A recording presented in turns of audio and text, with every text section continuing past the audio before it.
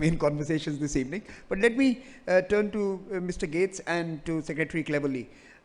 I also used ChatGPT today, sir. I said I am going to be engaging with Mr. Bill Gates on a panel. What should be the question I should ask him? ChatGPT said, don't ask him to make a prediction, they likely come true. So I am not going to ask you what is it that scares you about the decade ahead. What are the key challenges that we are confronted with that keeps you up at night? But you can answer it.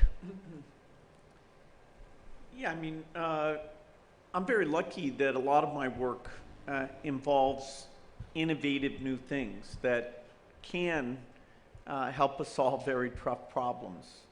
Until the start of the pandemic, the world had cut the number of children who die every year from over 10 million a year to under 5 million a year.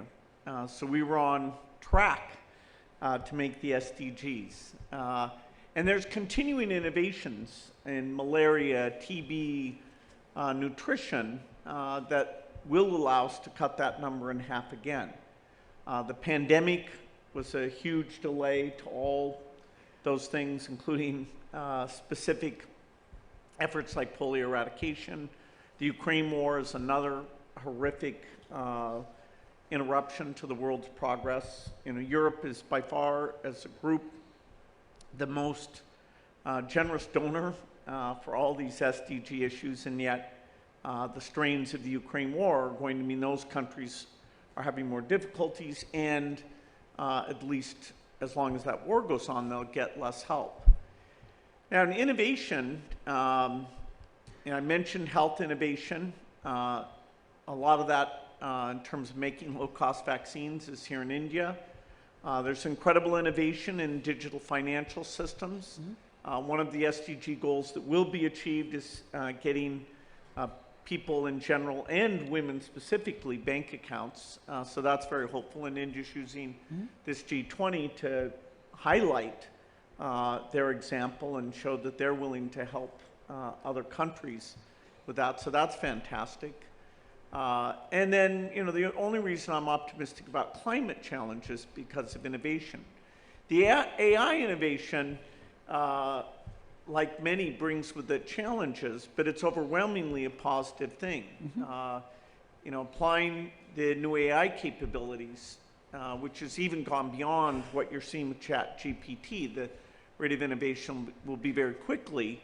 The two areas that our foundation is focused on are health and education.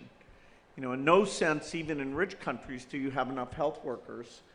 The overloads post-pandemic are quite severe.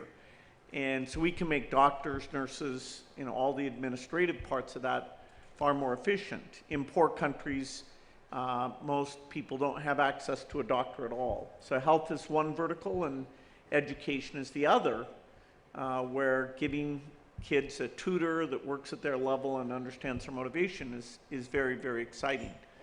So a lot of the things that come up near term, like the pandemic and the war, are super negative, and I totally agree with everything that's been said about that. But we have to blend in, at the same time there is innovation. And, thank goodness, because otherwise you never would do things like meet climate goals or help the low-income countries achieve the growth that they deserve and overcome the impediments they have, which in some cases are diseases like malaria. So, it's kind of an upbeat element that is part of the overall equation. So right now, you don't see something that we should really be worried about. For example, the challenge of energy transitions at scale. Well, we should always worry that somebody's going to use nuclear weapons. We should worry about bioterrorism. There's a few things. War is something that can set you back so quickly.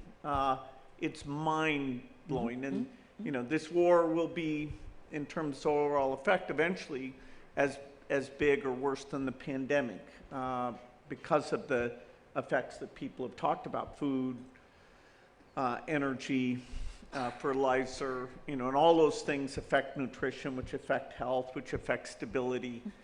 So it's very, very bad. I I'm hopeful that the war will come to an end. I'm not an expert like the other people on the panel about that issue. But I do know that we were making immense progress in improving the human condition. And even in the face of climate change, I still believe that we will do that.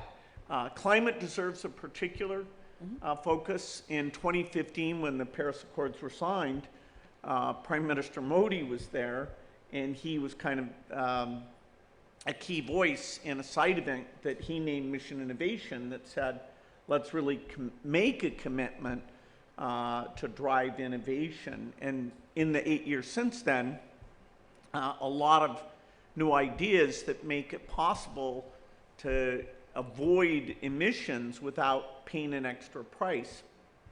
So what I call the green premium, there's a lot of promise there in that innovation pipeline. People are just beginning to see that because 8 years ago it was only starting. So even that, I believe we'll be able to deal with. And what are the exciting technologies that you are counting on in the days ahead, for especially climate response, to focus it? Well, things in health, like there's new drugs for obesity, we're deepening our understanding of how to get rid of malnutrition. Those are gigantic things.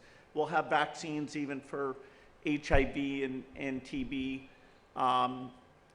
In the climate space, the new ways of making steel and cement, very inexpensive ways of making green hydrogen, the level of activity and the amount of IQ, smart young people are picking to go work for these climate activities. Whereas if you'd said 20 years ago, hey, work on cement, people have said, what? That's the most boring thing. Haven't we solved that problem? In fact, now, because of the climate constraints, we've got to reinvent almost all of our physical industrial processes. So I see, whether it's food or buildings or planes, there are startups starting to work with governments and big companies that can address all those areas of emissions. Secretary Cleverly, on the climate issue, UK has taken leadership role, especially COP26 and thereafter. Some in the rest of the world would believe that COPs these days are cop-outs, and we come out with fancy promises with little intention to implement those. How do we unlock and unleash more capital for the developing world, which is the frontline region for responding to climate change, because the future emissions are going to come from those countries? How do we get magnanimity in the developed world and in the rich countries to loosen the purse strings and help the fragile states and the small island states? And how do we, in some ways, build a coalition with the private sector, bankers, and the financial institutions to get them to sign the Paris Agreement of 2015 and then the COP26 ambitions as well? Thank you.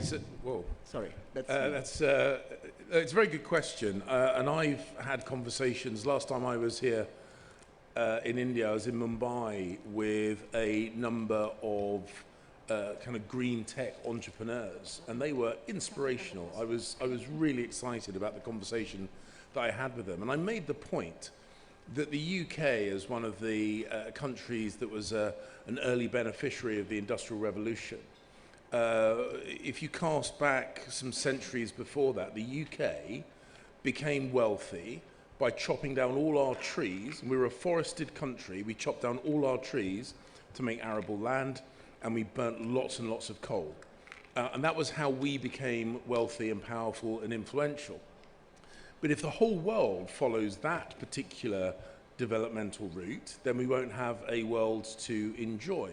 And I do think there is a responsibility on those countries that got richer earlier through what we now regard as environmentally damaging routes, that we do have a responsibility to the whole world and to those countries that are still on that developmental path, that economic growth path, to find ways, to explore ways where countries can develop economically and can become wealthier without making the same mistakes, frankly, that we did in centuries gone by.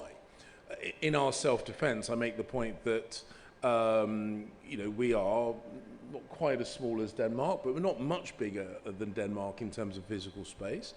Our total carbon emissions since the start of the Industrial Revolution are still smaller than China's carbon emissions in the last decade.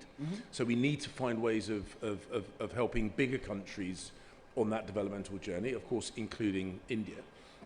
But I'm an optimist. I'm very positive about this. Bill's absolutely right. Technology, when there's enough of an incentive to invest sweat equity and brain power, innovation keeps coming up with genuinely game-changing innovation. But nothing happens smoothly, and we're going through a point in time where perhaps our collective self-confidence is being hit somewhat. But the point I would make, and again, I take inspiration from India, which a multi-millennia long civilization, I find, is much better perhaps at taking the long view than the UK and some other countries around the world. And if you take that long view, we are heading in a really positive direction. And of course there are bumps in the road. And of course at the moment the world feels very, very scary. But I'm actually confident that just as we have found ways to eradicate diseases, polio for example, pretty much eradicated, that we will find ways of breaking the back of some of these really difficult problems. But we're going to do it collectively. We are going to do it by investing in a whole load of ideas. Many of them will turn out to be unsuccessful. For every one Bill Gates, there's 99 tech entrepreneurs that you never heard of because he got it right and they didn't. So we need to make sure that we spread our investment. And when it comes to COP, and you talk about what we say at COP, I think sometimes if you repeat a mantra and everyone repeats it enough, first of all, you believe it, and then you are committed to it, and then you are passionate about delivering it. So saying out loud our collective commitment to deal with climate change is important, because that is how you make sure you get global collective buy-in, and global collective buy-in is what will unlock the innovation that we need. Let me ask you another question. Although you've left the EU, you are pretty much part of trying to respond to what is unfolding in the East. How do you see this play out? Are there any seekers of peace on either side? When you're sitting here in Asia, you see both sides throw and hurl bombs at each other. I think the Ukrainians are very keen on peace, because they're the ones getting bombed. It's their cities getting damaged. It's their infrastructure being attacked. It's their land that has been seized. It's their women and children that are being raped. I think the Ukrainians are very keen on peace.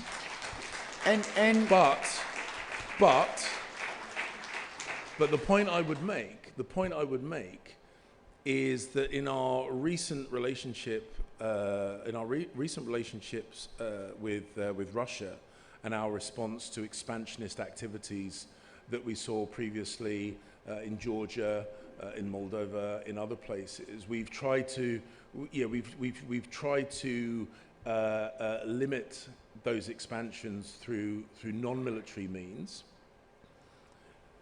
And what we saw on the 24th of February last year was a full-scale armored invasion by Russia into Ukraine.